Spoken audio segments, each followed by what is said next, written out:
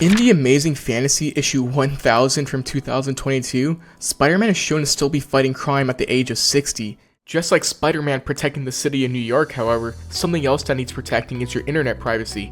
Luckily, this video is sponsored by the perfect answer to that, NordVPN. The internet these days are people's entire lives. We don't live in the Stone Age anymore, which means there's a potential threat of someone trying to invade your online privacy. With NordVPN, your IP address is hidden and internet traffic encrypted, protecting you from people trying to get your information, or any kind of cyber attack for that matter.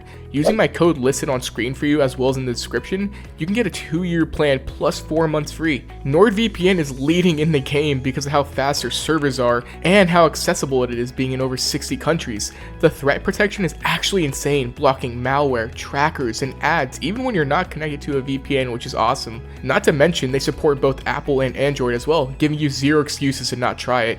My favorite thing about it is that you can watch geographically blocked content at the click of a button by just setting your location to the corresponding country. It's such a nice feature, more than you would expect.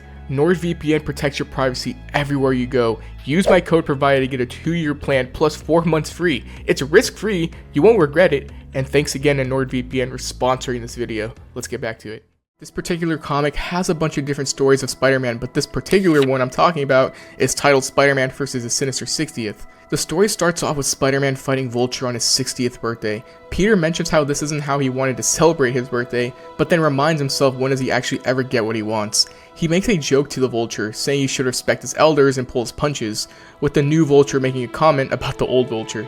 As they're fighting, Peter gets a phone call, and he tells Vulture to give him a second since the boss is calling. It then shows Mary Jane sitting alone at a dinner table, telling Peter he does this every year where she books a table at his favorite restaurant for his birthday, and him always being late.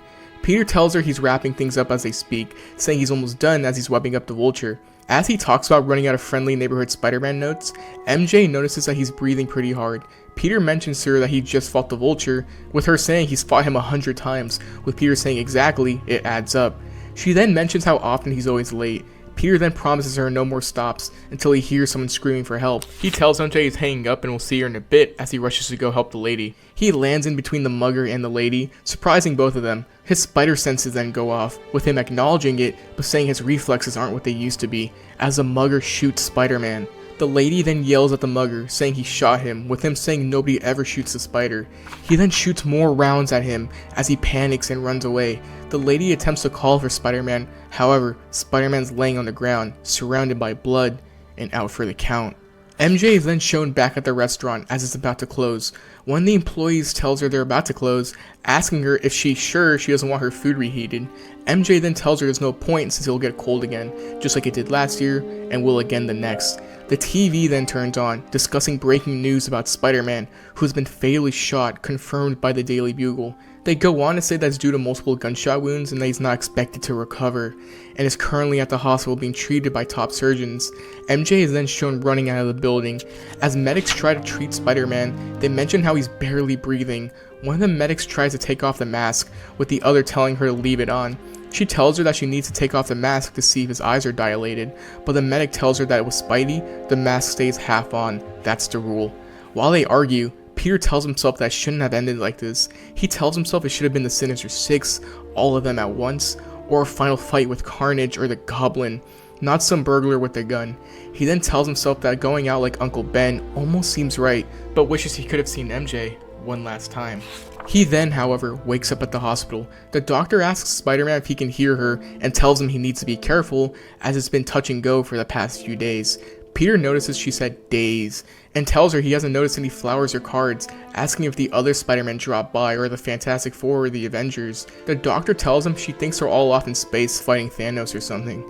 Peter mentions how he's surprised no one came around to say goodbye. The doctor, however, tells him it's quite the opposite, and asks him if he's up for visitors, since some people do want to see him.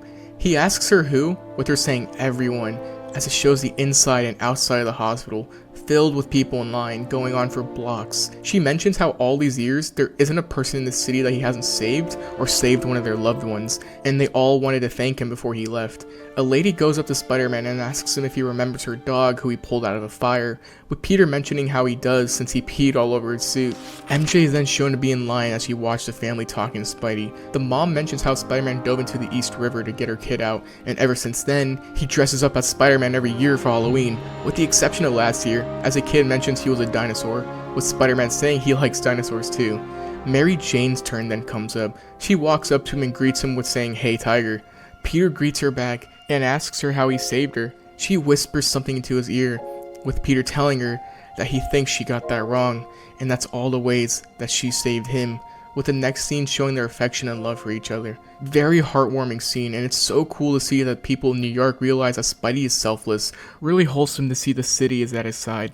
MJ then leaves, as the next person in line is ready to tell Spider-Man about their story right off the bat. However, Peter's readings begin to flatline. The doctors notice and tell everyone to get out of the way, with MJ confused, surprised, and scared. MJ, now panicking, runs with them, telling them to let her through, almost revealing who she is. However, when they get into the room, they notice he's gone and exited right through the window, leaving everyone confused. MJ then looks out the window and yells, asking Spider-Man what he's doing. It then shows Spider-Man on the street, telling her he saw someone being mugged, asking her what else he was supposed to do. MJ then tells him to get his butt back in bed. The doctors then mention how Spider-Man is actually good to go now, as one of the doctors mentions that they're leaving them with the woman since she's clearly his girlfriend, or wife at this point, I'm not sure honestly. The female doctor tells him, however, that when it comes to Spidey, they never write stuff like that down to keep his identity and people he cares about safe. The final shot shows Peter and MJ sitting together, with it revealing Peter did get flowers from the Avengers, Miles, and Jessica Jones. The story ends with Peter asking where his slice of birthday cake is, with MJ replying saying she ate it, with Peter telling her she does that to him every year.